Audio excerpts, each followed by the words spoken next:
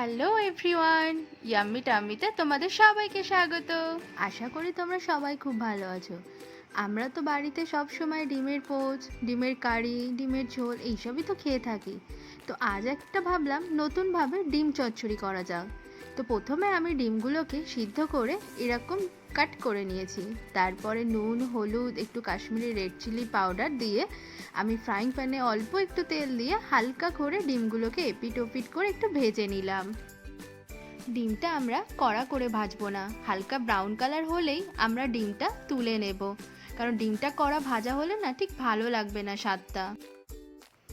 আর এই ডিম চচ্চড়ি করার জন্য আমি একটা মশলা তৈরি করে নিলাম। তার মধ্যে পেঁয়াজ, আদা, লঙ্কা, রসুন এগুলো সব কিছুই চপারের মধ্যে দিয়ে আমি একটু কুচি কুচি করে নিলাম। আর এই ডিম চচ্চড়ির জন্য আমি সরু সরু করে আলু আর টমেটো আগে থেকে কেটে ধুয়ে রেখেছি। তারপরে এগুলো আমি ফ্রাইং প্যানে যে তেলটা ছিল ডিম ভাজার পর তার মধ্যে দিয়ে হালকা করে আমি এগুলোকে একটু ভেজে নিলাম।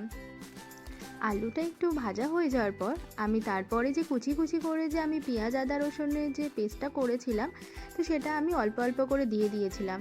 তারপরে দিলাম একটু নুন, তারপরে দিলাম একটু হলুদ, তারপরে দিলাম আমি একটু রেড চিলি পাউডার। তারপরে আমি এটা ভালো করে কষাতে লাগলাম। আর মাঝখানে মাঝখানে আমি একটু অল্প করে একটু ঢাকাও দিয়ে দিচ্ছিলাম, যাতে একটু আলুটা ভালোভাবে সেদ্ধ হয়, কারণ আমি এর মধ্যে কোনো জল তেমন অ্যাড করব না, কারণ এটা ডিম চচ্চড়ি হচ্ছে। তো জল অ্যাড করলে তো এটা পুরো ডিমের কারি মতো হয়ে যাবে। তো এটা একটু তেল ছেড়ে এসেছে, প্রায় হয়ে এসেছে। তারপরে আমরা ডিমগুলো দিয়ে একটু ভালো করে কষাতে লাগলাম। কষানোর পরে আমরা এর মধ্যে একটু গরম মশলা অ্যাড করলাম। গরম মশলা অ্যাড করার পর তারপরে আমরা এটা নামিয়ে ফেললাম। তো দেখো আমাদের ডিমের চচ্চড়িটা প্রায় হয়ে এসেছে। তো অবশ্যই তোমরা বাড়িতে করে দেখো, আর কেমন লাগলো অবশ্যই আমাদের কমেন্ট করে জানিও।